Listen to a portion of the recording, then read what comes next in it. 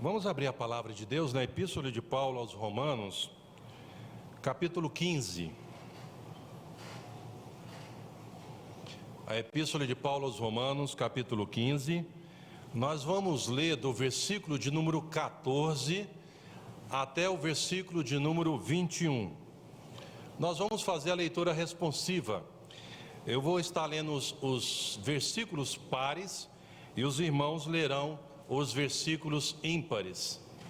Em reverência à palavra de Deus, eu convido a se colocarem em pé mais uma vez. Aí você mantenha a sua Bíblia aberta, compartilhe com alguém que esteja ao seu lado, que talvez não tenha trazido a Bíblia. E certo estou, meus irmãos, sim, eu mesmo a vosso respeito, de que estáis possuídos de bondade, cheios de todo conhecimento, apto para vos admoestardes uns aos outros.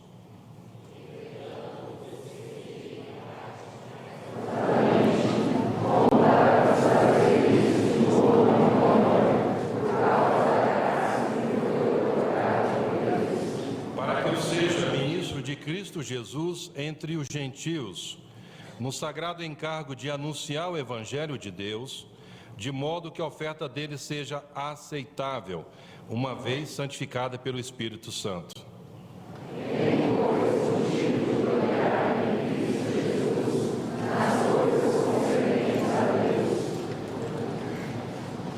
Porque não ousarei discorrer sobre coisa alguma, senão sobre aquelas que Cristo fez por meu intermédio, para conduzir os gentios à obediência por palavras e por obras,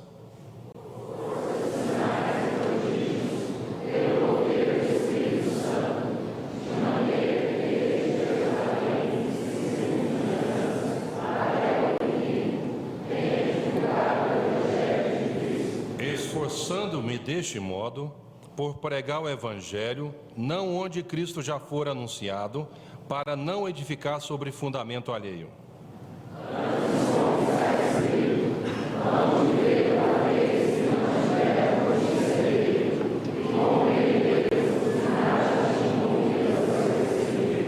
Ora isso. Pai, nós estamos diante do Senhor, estamos diante da Tua Palavra. Portanto, eu quero pedir a Tua bênção sobre nós, para que possamos entender aquilo que o Senhor tem preparado para cada um de nós nessa noite. Peço também, ó Deus, que nesse momento em diante, o Senhor nos abençoe para que esse tempo tão precioso de adoração, como adoramos através dos cânticos, como adoramos através das orações, possamos agora adorá-lo através do conhecimento da Tua Palavra. Então eu rogo que nesse momento o Senhor nos ajude para que nada venha nos distrair, mas que todos nós estejamos concentrados e atentos para ouvir o Senhor falar. A mim, como mensageiro, quero ser simplesmente servo do Senhor, instrumento pelo qual o Senhor vai falar à Tua igreja. Peço que o Senhor me abençoe para que na exposição dela eu seja fiel e possa também, mais uma vez, sair desafiado por Tua Palavra. É em nome de Jesus que eu lhe peço e agradeço. Amém. Os irmãos podem se assentar.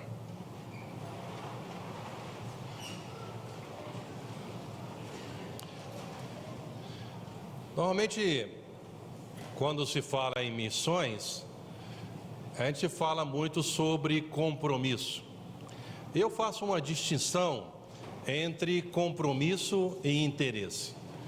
Normalmente as pessoas que chegam para mim e manifestam interesse em ajudar, normalmente eu não conto muito com elas, porque quando elas demonstram ou apresentam certo interesse, na distinção do compromisso e desse interesse, geralmente as pessoas interessadas só vão agir, só vão participar quando lhe é conveniente. Mas quando tem compromisso, não aceita-se desculpa. E nós sabemos que o nosso compromisso com Deus só vai até onde nós o conhecemos. Se nós não conhecemos a Deus, naturalmente vai refletir na nossa relação de compromisso com Ele e com a sua obra. Não tem como você separar, demonstrando que tem uma intimidade com Deus, e isso não refletir em uma ação prática. Nós não estamos nesse mundo simplesmente como observadores. A nossa teologia não pode ser simplesmente contemplativa, mas ela tem que ter uma ação prática. E quando nós observamos aqui Paulo, escrevendo nesse texto, ele aborda várias questões pessoais.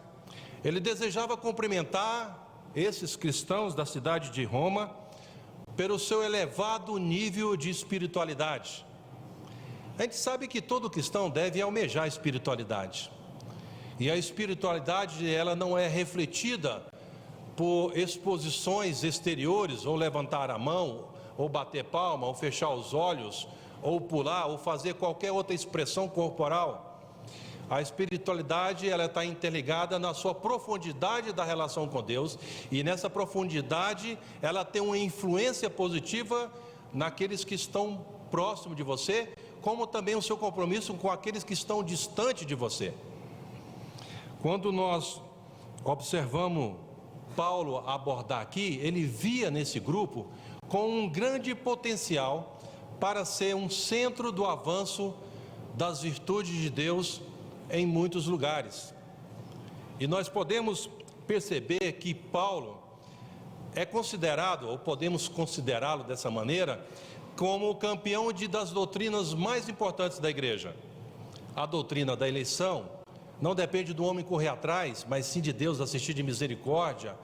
A doutrina da justificação, porque agora nós temos paz com Deus. Ele é o campeão de várias doutrinas que refletem a nossa realidade como um cristão, e devemos ter uma compreensão clara do que ela reflete em nossas vidas. Mas mesmo ele apresentando essas questões com profundidade dessas doutrinas, ele foi um homem que podemos também dizer o campeão de levar outros homens ou outras pessoas a se reconciliarem com Deus. Dentro da teologia paulina, ele não desvinculava a teologia da evangelização. E na tentativa e no seu esforço, quando a gente observa capítulo 11 de Romanos, ele tentando explicar por que o homem não pode correr atrás, mas Deus assistiu com a misericórdia, Deus que missionou as suas virtudes para reconciliar o homem consigo. Ele fala que Deus é tão profundo que nós não temos a capacidade de aconselhar, nós não temos a capacidade de falar algo que tenha importância para mudar os intentos e a vontade de Deus, mas o que deve gestar nos nossos corações é alegria e celebração. Então, quando nós estamos missionando as virtudes de Deus, nós devemos anunciar essa glória, essa alegria. Nós temos que mostrar a alegria que está no nosso coração. Inclusive tem um cântico muito antigo que fala que a alegria está no coração de quem conhece Jesus. Porque a alegria não está fundamentada nas circunstâncias. A alegria não está fundamentada nos momentos que nos favorecem. Mas a alegria está fundamentada na ação que Deus fez em nossas vidas, nos reconciliando com Ele. A ação a obra regeneradora que Ele fez em nossa vida, e agora nós podemos viver numa viva esperança. Enquanto nós estamos caminhando para aquele dia eterno, certamente nós somos comissionados, impulsionados a transpirar esse verdadeiro amor de Deus. Se de fato você tem compromisso com Ele, se você tem intimidade. Então Paulo vai levantar algumas questões sobre a espiritualidade, sobre essa responsabilidade que nós temos que ter com a obra de Deus. Nós não podemos simplesmente, irmãos, a cada momento que estamos aqui em comunhão na igreja, aprendendo da palavra de Deus e cantando, e outras atividades afins relacionadas à igreja, e a nossa vida não muda. Tempo passa, se prega, se fala, e muitos continuam na mesmice. Então Paulo vai imprimir na mente desses cristãos que, se eles são verdadeiramente espirituais, eles devem ter um compromisso irrevogável e inegociável com os valores das Escrituras, e não importa que a multidão o empurre para um lado, nós temos que ir em direção à vontade de Deus. Nós não podemos encapsular o amor de Deus, nós não podemos encapsular o que temos recebido de Deus. Se nós fomos impactados por sua vontade, se nós amamos a palavra de Deus e buscamos entender a palavra de Deus, ela não pode ficar velada. tudo que fazemos, aquilo que pronunciamos, que verbalizamos, a nossa atitude na vida deve refletir esse amor, deve refletir a mensagem que foi impactada em nossas vidas. A igreja, ela transcende as quatro paredes. A igreja, ela transcende a esse grupo. Nós temos que fazer uma grande varredura. Nós que usamos os computadores, conectamos as internets, entramos nas redes sociais, trocamos os e-mails, e muitas vezes quando entra um vírus no nosso computador, muitos deles são devastadores, e algumas vezes temos que formatar o nosso HD, o nosso hard disk, para começar uma nova história de informações. E quando nós conhecemos a Deus, nós temos que espalhar esse vírus do amor de Deus. A mensagem mais importante que o homem pode receber é a mensagem da graça de Deus. E Paulo, então, ele vai apresentar essas gloriosas doutrinas, que ele já falou sobre as doutrinas da soberana graça de Deus, mas ele apresenta que nós não podemos deixar de nos empenhar para persuadir outros homens a conhecerem a Deus ou a se reconciliarem com Deus.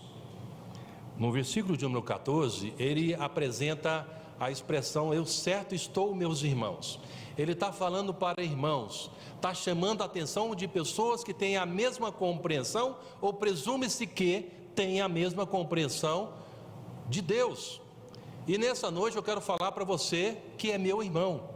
E diante desse quadro ele vai chamar a atenção desses irmãos de duas características, não que ele achava que eles não tinham, mas ele tinha certeza, tanto que ele introduz dizendo: e certo estou, meus irmãos, que vocês estão possuídos de duas características. A primeira característica apresentada aqui é que eles estão possuídos de bondade.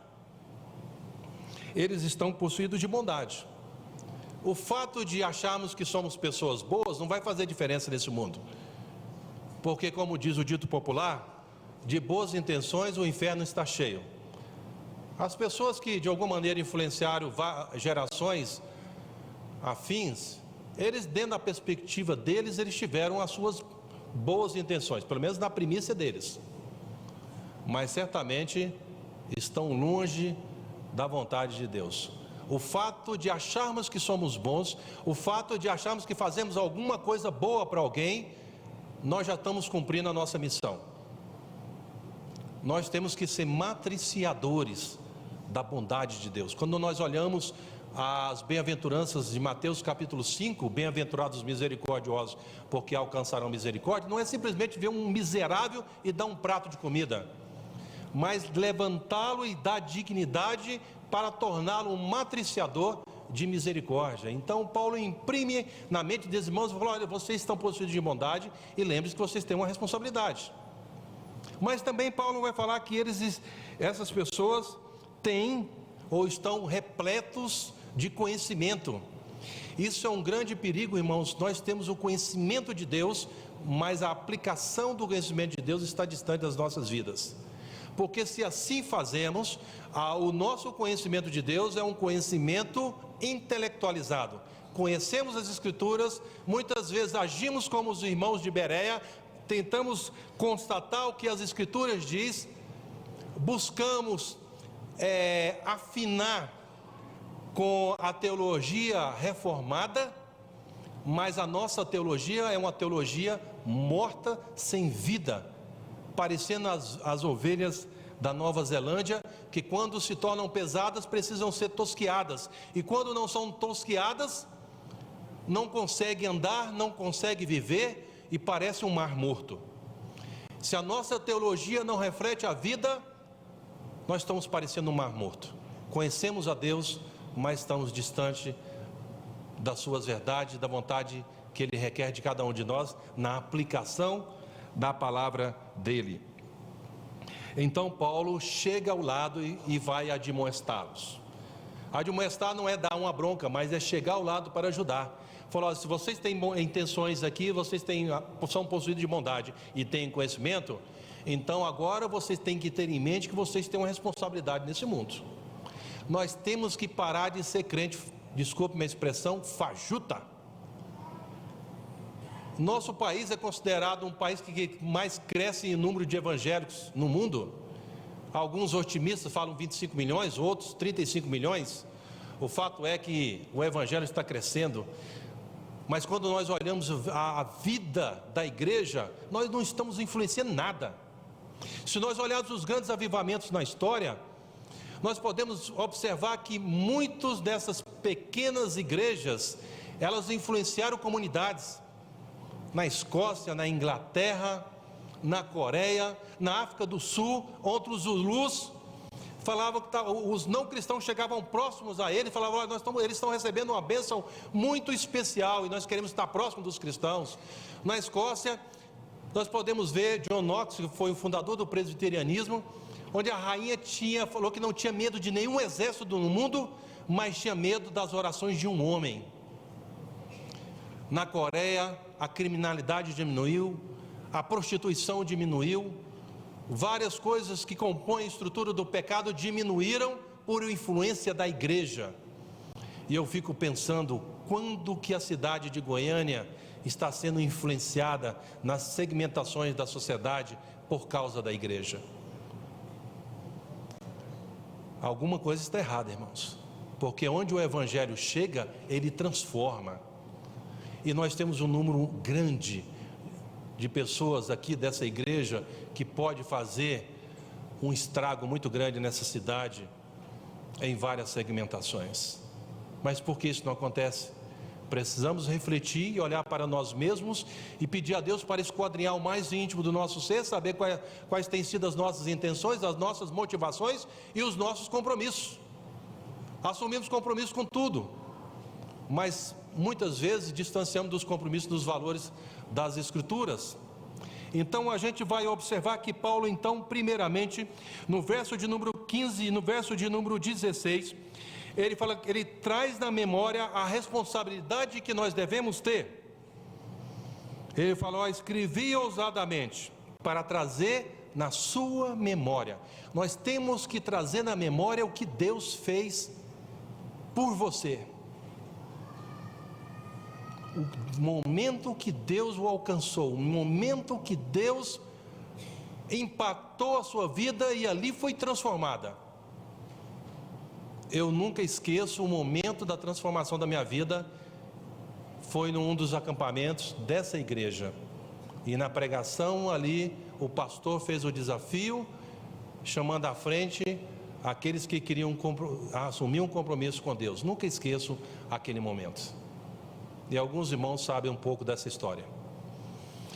Então a gente vê que Paulo, ele apresenta que a ideia de que momentos da nossa vida a gente tem que parar e refletir e trazer na nossa mente o que Deus fez por nós.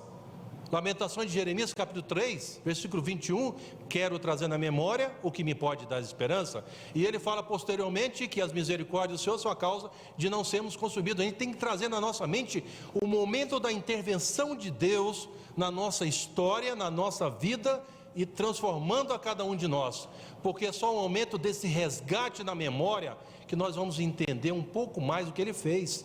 E aí, quando nós somos impactados com essa verdade, não dá para guardar. Nós temos que expirar, nós temos que transpirar esse amor de Deus. Então Paulo fala que nós temos que assumir, lembrar da memória, trazendo à nossa memória a graça que foi dada por Deus, uma graça que não tem merecimento nosso. Nada que podemos fazer nós temos merecimento diante de Deus. Deus simplesmente resolveu amar uma pessoa que não presta como eu e como você. Ele olhou, falou: é imprestável, mas eu quero amar a si mesmo.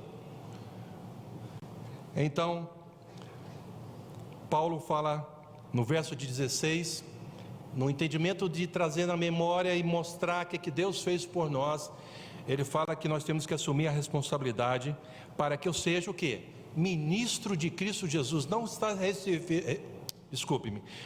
se referindo a pastores, a evangelistas, missionários, mas está se referindo a todos que foram agraciados por Deus. Assumir o papel de ministro de Cristo Jesus. Então temos que assumir essa responsabilidade. E é interessante que ele vai apresentar que ao assumirmos esse papel, ele deve desembocar em uma ação, no sagrado encargo de anunciar o quê?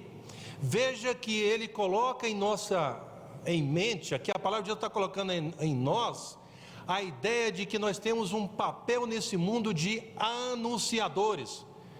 Anunciadores não de nós mesmos, porque quando nós anunciamos a nós mesmos, nós anunciamos todas as nossas deformações de caráter. Nós somos falhos de caráter, somos pecadores miseráveis.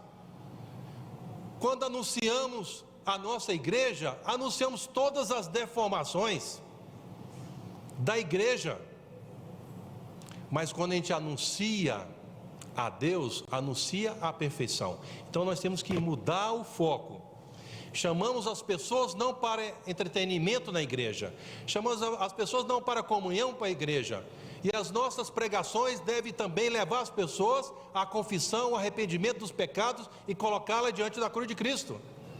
Tem muitas mensagens que massageiam o coração do ser humano, e nós temos que levar as pessoas a arrependerem, converter dos seus pecados e se voltar para Cristo.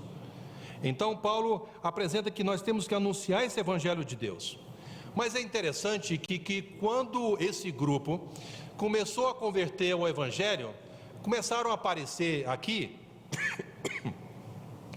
os críticos de plantão. Quem são esses críticos de plantão? Esses fariseus falam: olha, esse pessoal que está convertendo, eles têm que passar pelo cerimonial da circuncisão. Irmãos, a maior circuncisão que um homem pode passar é a circuncisão do Espírito Santo. É a obra do Espírito Santo. E não se preocupe, alguns acham assim, alguns até falam assim: a pessoa converteu por causa de mim, eu que levei a pessoa a Cristo. E eu fico perguntando, gente, eu só conheço a Trindade, não existe a quarta pessoa da Trindade. Você não converteu ninguém. Se um dia Deus te usou, glória a Deus que usou uma pessoa imprestável. E tinham muitos aqui que estavam criticando essas pessoas que estavam convertendo e não passando pelo cerimonial. Alguns que acham que são muitas vezes dentro das igrejas, dono da igreja, que se não passar pelo cerimonial, pelo conceito do que eles acham dentro da igreja, a pessoa então não vai enquadrar dentro do padrão de cristãos. Eu lembro que eu vi esse testemunho de um pastor que aconteceu com ele. Talvez alguém já ouviu essa história, e eu tive o privilégio de conhecer esse pastor. Ele estava contando que tinha um irmão na igreja que dava muito trabalho. A gente sabe que nas igrejas sempre tem umas pedras de tropeço, né? E esse irmão dava muito trabalho, e ele cansou de orar para Deus abençoar a vida, para Deus mudar a vida do irmão. Conversou com ele, orou com ele. Aí ele chegou para um outro pastor e falou: pastor, não sei mais o que fazer, porque eu já fiz de tudo, já orei, já fiz de tudo para aquele irmão mudar, e ele tem atrapalhado o avanço da obra de Deus. Aí aquele irmão mais experiente, mais vivido, falou: como é que você orou? Aí ele explicou como ele orou e falou assim: não, agora muda a oração. Ele falou: mas como é que eu vou mudar a oração? Agora você tem que mudar a forma como você vai colocar aquele irmão diante de Deus. Aí ele falou assim: como então? Ele falou assim: Senhor, promova esse irmão para desfrutar das insondáveis riquezas de Cristo mais brevemente, porque aqui na terra ele está atrapalhando o avanço da obra do Senhor. Irmãos, tome cuidado, os donos da igreja. Se você acha que você é o dono da igreja, lembre-se que o dono da igreja é só Jesus Cristo. Se você acha que você é o dono da igreja, se crucifique, morra e ressuscite. Se você não chegar nessa posição, então se coloque na posição de servo, porque a maior posição que a gente pode chegar é o servo imprestável, porque senão alguém vai orar para te promover mais brevemente, e nós estamos precisando de orar por muita gente. Então Paulo, ele mostra essa ideia de que nós temos essa responsabilidade de assumir, é um papel seu e meu, não é somente dos missionários, um descargo de consciência: vou afetar para a obra missionária, então estou fazendo o meu papel. Lembre-se que a missão, ela é simultânea para todos os lugares, aqueles que estão distantes, mas estão passando pessoas a todo momento, a todo instante, perto de você, e muitos estão gritando no silêncio, e nós não estamos tendo a sensibilidade de ouvir o grito do silêncio de muitas pessoas, e nós temos a mensagem que pode dar esperança para essas pessoas. Então Paulo fala que traga na mente, traga na sua memória, irmãos, traga na sua memória o que Deus fez por você, porque só assim você vai se sentir motivado motivado em cumprir a missão que Deus está estabelecendo. Então, Paulo está respondendo a esses críticos de plantão que a circuncisão é a obra do Espírito Santo. E as pessoas não estão precisando de maquiagem, as pessoas estão precisando da intervenção do Espírito Santo, uma cirurgia profunda na vida delas para a transformação. Paulo também vai apresentar, nos versos 18 e 19, a ideia de que temos que ter uma segunda responsabilidade. Não é somente assumir o papel de ter a compreensão e saber o que Deus fez por nós, mas também nós temos que assumir a responsabilidade da condução. Veja bem que ele apresenta que nós devemos conduzir os gentios à obediência. Os gentios são pessoas que não conhecem a Deus. Nós temos que gastar tempo em mostrar para os não crentes a verdadeira transformação na vida das pessoas que está através da cruz. E que parar de gastar tempo com crente problema. Tem crente ruim na igreja, que a gente vive gastando muito tempo, muita energia com ele. Nós temos que levantar nossa cabeça e concentrar naquilo que é valor eterno, naquilo que é relevante. Enquanto os irmãos vão sendo edificados, vamos levantar nossa cabeça e vamos caminhar para frente em direção aos não cristãos, não para ser moldado pelo mundo, mas para moldar o mundo com os valores do reino de Deus. Então Paulo aqui vai apresentar essa ideia. Ele pergunta quem, né? Quem são? São os gentios. Então tudo visava o homem como um todo, tudo visava conduzir as pessoas à glória do Senhor. Veja que no versículo 18 ele vai dizer: conduza esses gentios, e ele vai apresentar, são várias formas. Várias são as formas de condução. Irmãos, e não diga que você não tem tempo, porque os grandes homens e mulheres na história tiveram 24 horas como você. Todos nós temos tempo, porque a gente precisa administrar melhor o nosso tempo. E o tempo ele não é reciclável. Se você perdeu um tempo hoje, você não vai poder usá-lo amanhã. Já foi, às 24 horas. Então nós precisamos reavaliar o nosso tempo e concentrar naquilo que é relevante. Hoje nós estamos vivendo com a tecnologia a nosso favor. Isso para a obra missionária tem sido uma grande ferramenta, mas por um lado, ele está distanciando as pessoas nas relações humanas, está distanciando no gastar tempo com outras pessoas. Vamos pensar por um instante, quanto tempo nós gastamos na frente da internet, nas redes sociais, no Facebook, no antigo Orkut, nos blogs, Fotolog, nas redes sociais, nos e-mails, e aí fazendo as pesquisas no santo Google, e assim por diante. Alguns gastam 1 hora, 2, 3, 4, 5 ou mais. E quanto tempo você gasta na palavra de Deus? Quanto tempo você gasta levando outras pessoas a conhecerem a Deus? As pessoas não vão transformar a sua mentalidade, a sua forma de ver o mundo, se não inculcar na mente a verdade de Deus. O que a gente pode perceber é que as pessoas, elas precisam que outras pessoas gastem tempo com ela. A gente vai observar aqui que Paulo, ele vai apresentar várias formas. Fala, Deus é muito maior e muito criativo, e ele pode agir de várias maneiras. Veja que o versículo de número 18, um finalzinho dele, e no início do 19, vai falar, olha, ele age por palavras, por obras, por forças de sinais e prodígios, pelo poder do Espírito Santo. Nós não devemos enquadrar a forma como Deus age. Deus é muito mais criativo do que nós pensamos e do que nós imaginamos. Eu estou lembrando de uma história, me perdoe se eu já compartilhei aqui, eu não consigo trazer na memória, com certeza, mas os irmãos devem ter ouvido ou visto na história da Indonésia, quando houve o tsunami. Naquele dia, muitos cristãos, em uma determinada região, estavam programando para se reunir para cultuar a Deus, como nós estamos fazendo aqui, naturalmente um número menor. E naquele dia veio um grupo de muçulmanos empurrar os cristãos e expulsar, falando, vocês não vão cultuar a Deus. vocês não podem cultuar a Deus. Empurraram os cristãos para a montanha, e os cristãos subiram a montanha indignados e tristes. Por que Deus permitiu tal situação? Eles ficaram enraivecidos pelaquela situação. Veio o tsunami, varreu o bairro onde os cristãos iam fazer um culto. Os muçulmanos que lá estavam morreram, e os cristãos que subiram a montanha foram salvos. Deus é soberano, Deus controla a nossa vida, controla a história e tem boas intenções para com seus filhos. Na Indonésia, parte da nossa Bíblia, se você olhar na sua Bíblia, você vai ver um nome aí, João Ferreira de Almeida.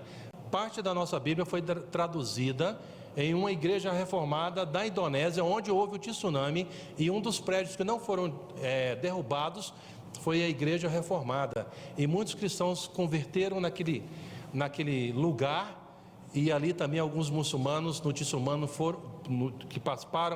que foram afetados pelo tsunami, foram para aquela região e puderam ouvir a palavra de Deus pela primeira vez. Então Deus age de forma que transcende a nossa capacidade. A gente nem pode imaginar. Se a gente for olhar, irmãos, poderia passar aqui a noite toda contando testemunhos, mas a gente vê que Deus está fazendo uma obra na vida de tantas pessoas.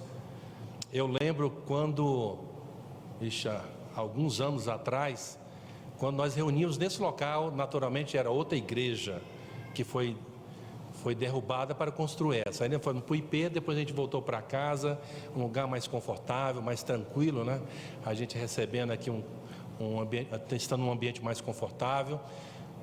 Mas em muitos lugares, muitos irmãos não têm esse conforto como a gente tem, não. Na Rússia, um dos lugares, alguns irmãos vão para a floresta, 40 graus abaixo de zero ao ar livre. Eles vão caminhando em tipo fila indiana, um pisando no pé onde o outro pisou, para não demonstrar que tem uma multidão ali. Eles ficam adorando a Deus. Imagina, 40 graus abaixo de zero. Eu estava vendo aí alguns irmãos que estavam sentindo frio. Eu estou aqui morrendo de calor. Eu estava lembrando que a gente foi um dos trabalhos na Sibéria. Na Sibéria, na época do antigo Império Soviético, quem era cristão, eles colocavam o cristão nu, enterrava no gelo, e os oficiais ficavam brincando de tiro-alvo com os irmãos, na cabeça, matavam. Pá, é cristão? Pá, pai, ficavam matando isso. E muitos pagaram a vida por defender a fé. Na China, alguns diáconos ficam vigiando a porta, não. Eles ficam em alguns pontos estratégicos, para ver se vem a polícia chinesa, aí eles dão um sinal e cada um vaza para um lado diferente. Se a polícia pegar alguns, como pegou uma vez um pastor, eles bateram, o oficial bateu demais no rosto do pastor, bateu para valer, e o oficial parou de bater na mão do pastor, porque a mão dele estava queimando, e no rosto do pastor não tinha nenhuma marca. Com aquilo, aquele oficial converteu o evangelho. Falou: seu Deus é muito poderoso. Se não aconteceu nada com o seu rosto, se você está propagando esse Deus, seu Deus é muito poderoso, eu quero conhecê-lo. E ali o oficial converteu o evangelho.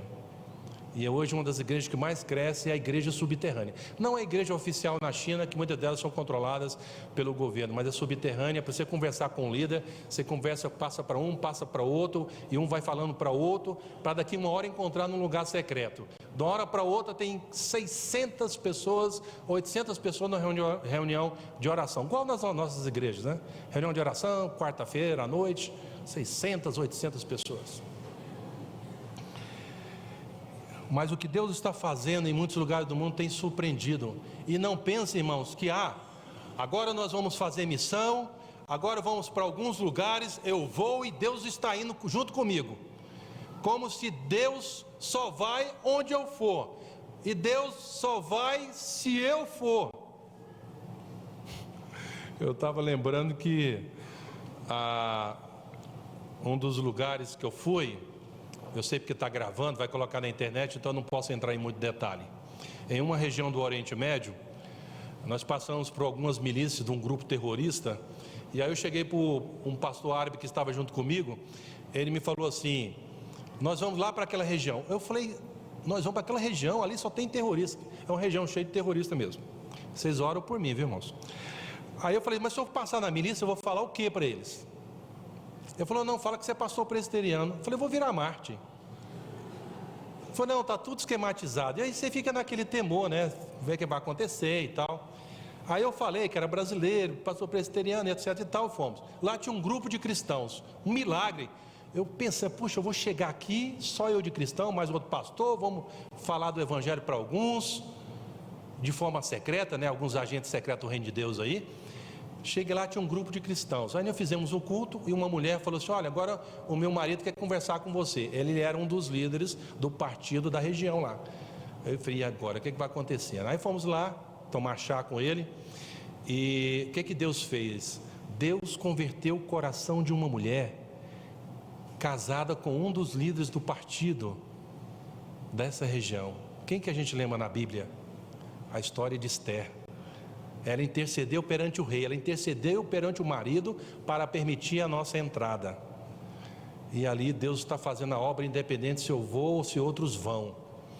Então, irmãos, quando a gente vê Paulo apresentando aqui que nós devemos conduzir as pessoas e não nos preocupar da forma como Deus agir, está dizendo, olha, não é papel seu.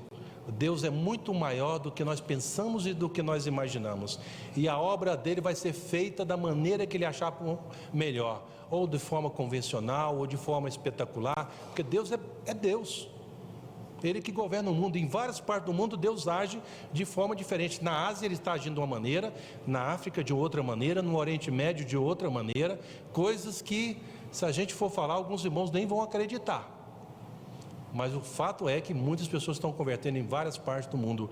Então, quando a gente vê Paulo apresentando que nós temos que conduzir essas pessoas à obediência, é conduzi-los a conhecer a Deus. O nosso papel é conhecer a Deus.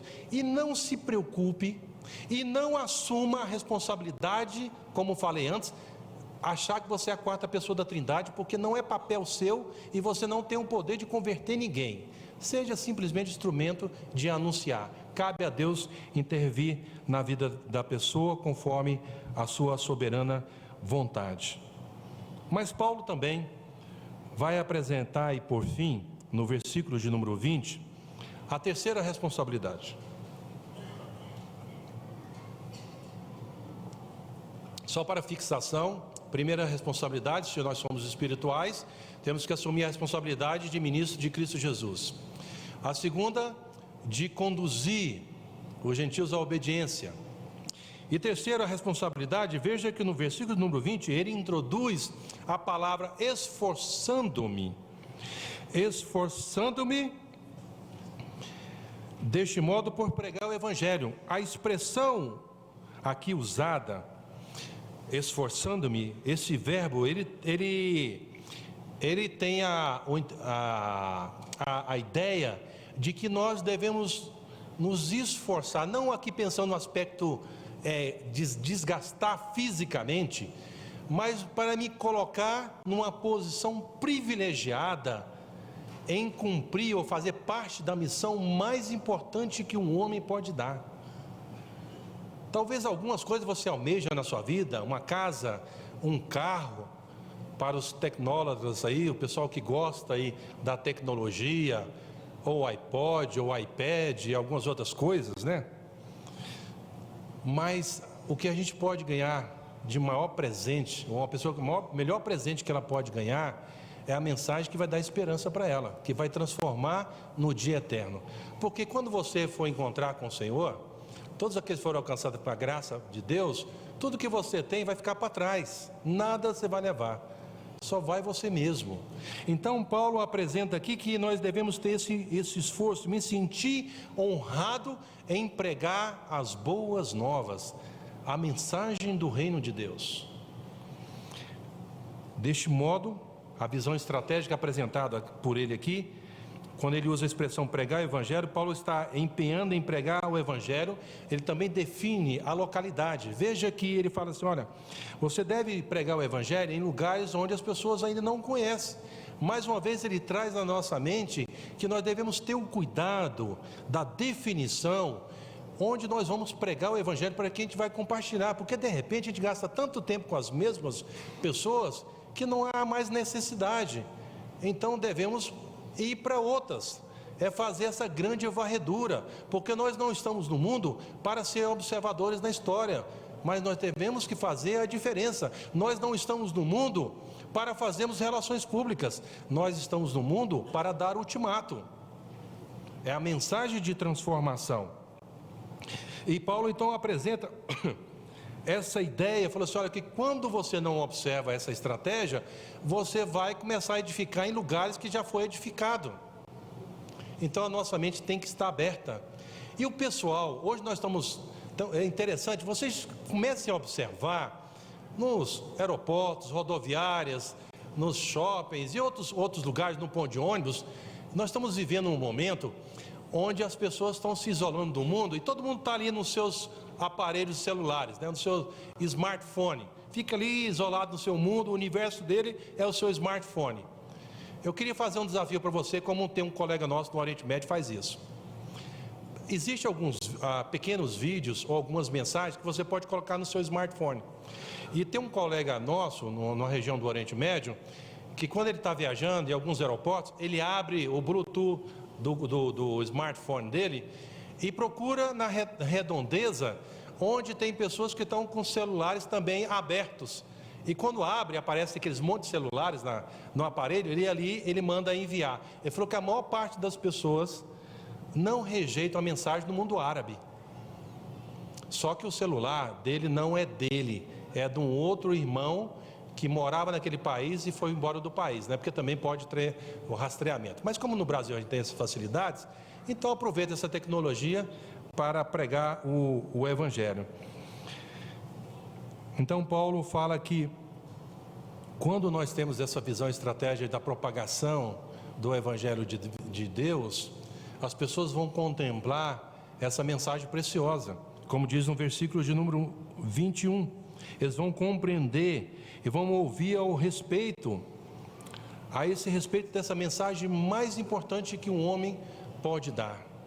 Então, o que eu gostaria de desafiar cada um de vocês nessa noite é para vocês não ficarem inertes, não viver uma vida somente contemplativa, não viver uma vida somente de observadores da história, mas aonde você estiver, faça uma diferença nesse mundo, porque a igreja, ela deve ser a luz do mundo, o farol da cidade. As pessoas têm que olhar, ver a luz entrando nas trevas, e nós temos um papel de transformação. Se você não fez seminário, não se preocupe, que a sua vida fale mais alto do que a sua voz e do que o seu conhecimento. Viva o Evangelho. A minha oração é que Deus incomode a cada um dos irmãos, para que cada um de vocês cumpra a missão que Ele tem dado a nós. Amém? Quando a gente diz amém, nós estamos dizendo assim seja, que Deus incomode a cada um de vocês até no cumprimento dessa missão. Vamos orar mais uma vez. Pai, quero expressar o meu amor pelo Senhor, a minha gratidão pela obra que o Senhor fez na minha vida, como também agradecer ao Senhor pela obra que o Senhor fez na vida dos irmãos que aqui estão. Faça-os compreender a responsabilidade que eles têm nesse mundo até a volta de Jesus, e que a primeira igreja presbiteriana de Goiânia venha ser o farol na cidade, que cada um dos irmãos aonde eles estiverem seja uma mensagem do reino de Deus ambulante, daquilo que eles têm recebido do Senhor, porque onde eles andarem, por onde andarem, a quem eles tiverem a oportunidade de falar, eles possam compartilhar essa mensagem preciosa que nós temos, para que naquele dia eterno, onde vários povos, de várias etnias, de vários grupos, estarão diante do Senhor, dizendo: Santo, Santo, Santo é o Senhor, para a tua glória. Onde o momento que toda a nossa lágrima será enxugada, mas até aquele dia eterno que o Senhor já tem definido, enquanto estamos caminhando nessa direção, faça-nos, ó Deus, uma igreja missionária, para que possamos, como eleitos de Deus, vocacionados a proclamar as virtudes daquele que nos chamou das trevas para a sua maravilhosa luz. Que a nossa eleição não seja somente uma eleição contemplativa, mas a nossa eleição reflita em uma vocação de missionar a mensagem importante, que é a mensagem da graça de Deus. É em nome de Jesus que eu lhe peço, como também agradeço. Amém.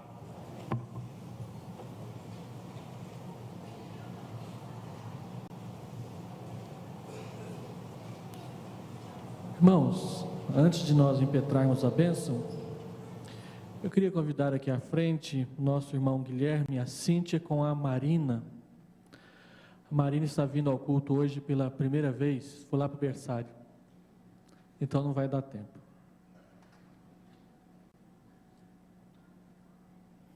Vamos ficar de pé e receber a bênção? Está vindo lá. Nós queremos fazer um costume da igreja, sempre que nascer um bebê, e ele vir ao culto, ela vir ao culto pela primeira vez, orarmos aqui à frente. E também aqueles irmãos que têm comemorado 30 anos de casamento, 40 anos de casamento, 50 anos de casamento, gostaríamos que também nos comunicassem, para procedermos de igual modo. Esses números redondos assim, 30, 40, 60, 80, olha só. Vamos orar? Deus, queremos bendizer o Teu nome porque a Marina está conosco. Também queremos bendizer o Teu nome porque seus pais estão felizes com ela e ela é herança do Senhor para as suas vidas. É herança da Tua igreja também, porque uma igreja cheia de crianças é uma igreja cheia de vida. Ó Deus, que ela cresça bem no nosso meio, em estatura, graça, saúde e também na plenitude do Teu Santo Espírito, para que venha a ser mulher de Deus. Abençoa Guilherme e a Cíntia na condução da sua filha, e abençoa a igreja, Senhor Deus, no cuidado dessa família. E assim, irmãos, juntamente com a Marina, que a graça de nosso Senhor e Salvador Jesus Cristo, o amor de Deus, o nosso Pai, e a comunhão presente, eterna do Espírito Santo de Deus, repouse sobre toda a igreja aqui presente, e sobre toda a igreja de Deus espalhada na face da terra, pelos séculos dos séculos. Amém e amém. Amém. Deus te abençoe. Amém. Podemos assentar logo após o...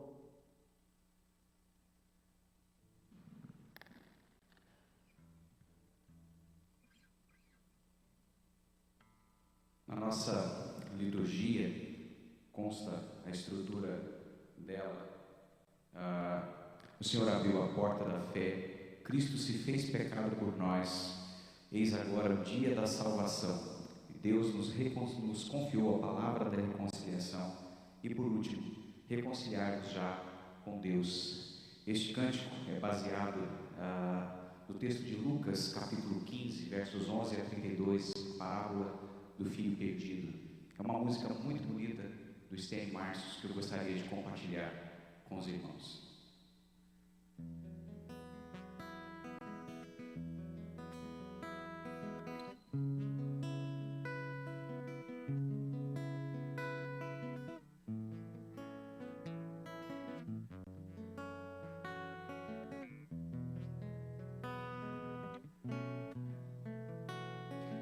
Fim de tarde no portão, a cabeça branca ao relento, teimosia de paixão faz as cinzas renascer alento. Na estrada o seu olhar, procurando um vulto conhecido, espero um dia abraçar quem diziam já estar perdido. O seu amor é tão forte, mais que o inferno e a morte, são torrentes que arrebentam o chão. Mais fácil secar os mares, apagar a estrela Antares, que arrancar o amor do seu coração. Fim de tarde, se debruça no portão.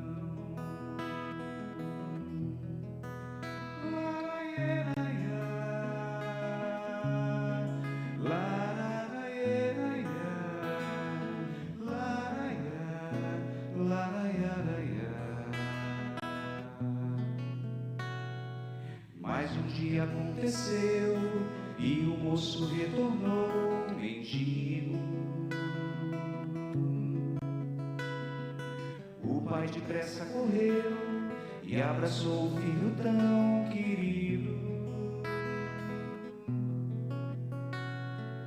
Tragam roupas e o anel, calcem logo os seus pés, milagre. Vinho do melhor tonel, tanta alegria em mim não cabe. O seu amor é tão forte, mais que o inferno e a morte, são torrentes que arrebentam no chão. Mais fácil secar os mares e apagar a estrela Antares, que arrancar o amor do seu coração. Fim de tarde, está deserto o portão.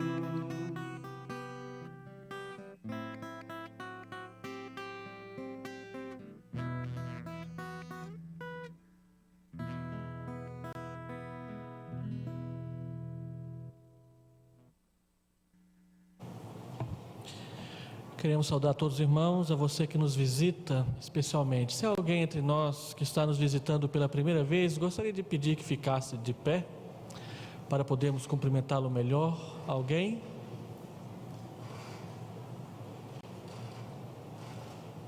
São bem-vindos, Deus os abençoe graciosamente. Irmãos, eu tenho aqui alguns comunicados rápidos. No boletim tem o comunicado do Coca Pipoca da UMP, que acontece às 20h30 na casa da Joyce e do Diogo. O endereço e telefone estão aí no boletim. Nós recebemos agora há pouco uma mensagem do Dr. Pedro, que foi dirigir o culto em Trindade. Está chovendo muito lá e faltando também energia na igreja. Vamos orar para que eles voltem bem de Trindade, debaixo de chuva. E uma família do Balneário Meia Ponte, hoje à tarde, sofreu um acidente na volta de Caldas Novas. O irmão Jacques Ley e Edna são membros novos da nossa congregação. O Jacques Ley sofreu um corte acima do olho, mas estão bem, estão sendo atendidos agora no final da tarde no hospital de Piracanjuba. Vamos orar por essa família, Jacques Ley e Edna, da congregação do Balneário. E continuemos orando pelos irmãos que estão em viagem. Há muita chuva, especialmente em Minas Gerais. Tem muitos irmãos da igreja que são de Minas.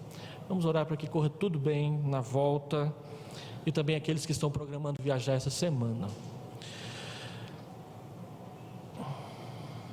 Irmãos, nós não temos colocado no boletim culto infantil durante a noite em janeiro.